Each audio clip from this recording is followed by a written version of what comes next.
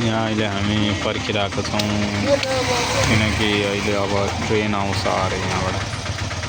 यो मोबाइलबाट मैले ट्रेनको लागि ट्रेनको पिक्चर खिचेको चाहिँ पहिलोपल्ट।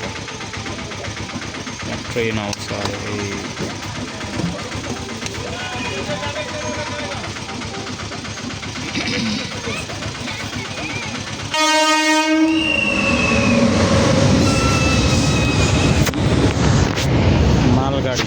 मालगाडी भन्छ यसमा चाहिँ सामानहरू इम्पोर्ट एक्सपोर्ट हुने ट्रेन हो यो चाहिँ।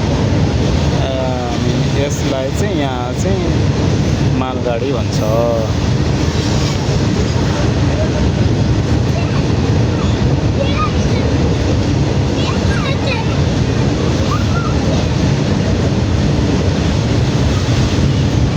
हामी छेउमै छौँ ट्रेनको पट्टीको, तर हल्लिँदै छैन। तर यही ट्रेन नेपालमा कुदेको भए छेउछाउ सबै हल्लिन्थ्यो होला।